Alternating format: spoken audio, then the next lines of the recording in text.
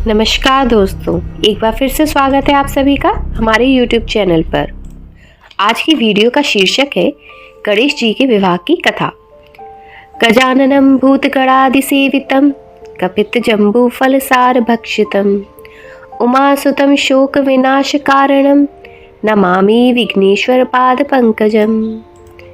भगवान गणेश विघ्नहर्ता माने जाते हैं। किसी भी कार्य के करने से पहले सर्वप्रथम भगवान गणेश का नाम लिया जाता है। यहाँ तक शुरुआत करने को ही श्री गणेश कहा जाता है। गणपति की महिमा को सभी जानते हैं और यह भी जानते हैं कि वे माता पार्वती और भगवान शिव के पुत्र हैं। लेकिन बहुत कम लोग हैं जो इससे आगे गणेश के परिवार के बारे में जानते हैं, उनकी पत्नी और बच्चों के बारे में जानते हैं। भगवान श्री गणेश की पत्नियां भी हुईं और बच्चे भी। मान्यता है कि यदि बुधवार के दिन इनके परिवार की पूजा की जाए तो भगवान श्री गणेश की कृपा अवश्य मिलती है। किसी भी मांगलिक कार्य में घरों के द्वार पर, पूजा घर में, धार्मिक तस्वीरों, पोस्टरों आदि में अक्सर आपने शुभ और लाभ लिखा देखा होगा। दरअसल इन्हें भगवान गणेश की संतान माना जाता है। शास्त्रों के अनुसार शुभ और क्षेम भगवान गणेश की संतान है, जिन्हें शुभ और लाभ भी कहा जाता है। रिद्धि और सिद्धि भगवान गणेश की पत्नियां मानी जाती हैं। कुछ कथाओं में संतोषी माँ को भी भगवान गणेश की पुत्री बताया गया है। भगवान गणेश के विवाह की मुख्यतः दो कथाएं प्रचलित हैं। पहली कहानी कुछ इस प्रकार है। जैसे जैसे भगवान शिव और माता पार्वती की संतानें कार्तिकेय और गणेश बड़े हो रहे थे, वैसे वैसे उन्हें इनके विवाह की चिंता भी होने लगी थी। अब सवाल यह उठा कि पहले किसका विवाह किया जाए। इसका निर्णय करने के लिए दोनों में प्रतियोगिता आयोजित करवाई गई और पूरी दुनिया का चक्कर लगाकर आने को कहा। जो भी चक्कर लगाकर पहले लौटा उसका विवाह पहले किया जाएगा। इस पर कार्तिकेय तुरंत अपने वाहन मोर पर बैठे और दुनिया का चक्कर लगाने निकल पड़े। वहीं गणेश जी को एक युक्ति सूझी।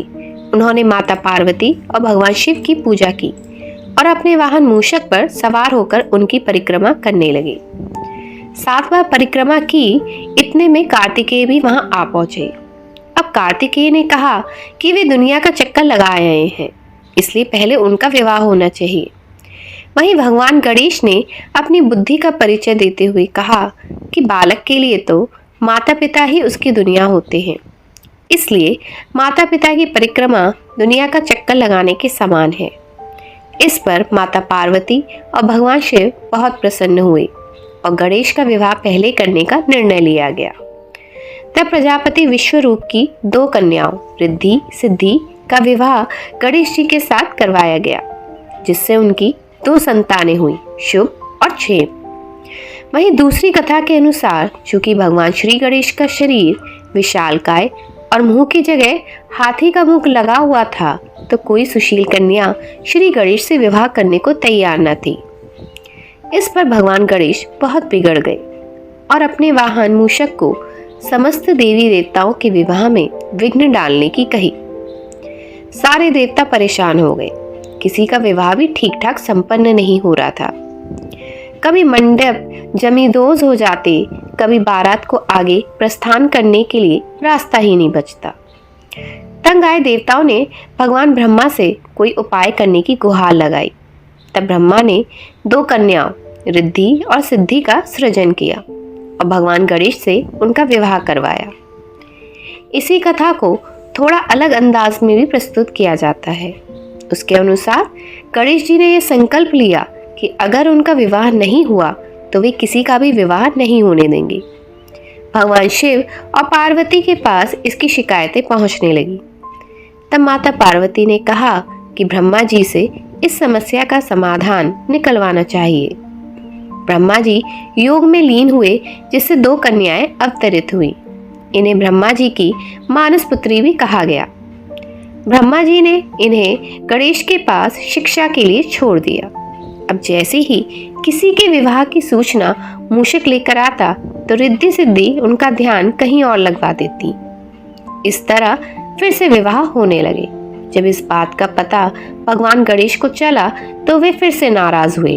लेकिन तभी ब्रह्मा जी स्वयं वहां आए और भगवान गणेश के सामने रिद्धि और सिद्धि के विवाह का प्रस्ताव रखा। इस तरह बुद्धि और विवेक की देवी रिद्धि और सफलता की देवी सिद्धि का विवाह भगवान गणेश जी से हुआ, जिनसे शुभ और लाभ नामक 2 पुत्र भी हुए। भगवान गणेश जहाँ विघ्नहर्ता हैं, वहीं रिद्धि और सिद्धि से विवेक और समृद्धि मिलती है। शुभ और लाभ घर में सुख सौभाग्य लाते हैं और समृद्धि को स्थायी और सुरक्षित बनाते हैं। सुख सौभाग्य की चाहत पूरी करने के लिए बुधवार को गणेश जी के पूजन के साथ रिद्धि सिद्धि व शुभ और लाभ की पूजा भी विशेष मंत्रोच्चारण से करना शुभ माना जाता है। आशा करती हूँ आज का वीडियो आप सभी को पसंद आया होगा। अगर वीडियो पसंद आया तो वीडियो को लाइक करें, कमेंट बॉक्स में कमेंट करें और अगर आप चैनल पर नए हैं तो चैनल को सब्सक्राइब कर लें। साथ ही साथ अपने दोस्तों को भी शेयर कर दें। मिलते हैं एक और नए वीडियो के साथ, तब तक के लिए जय श्री राम।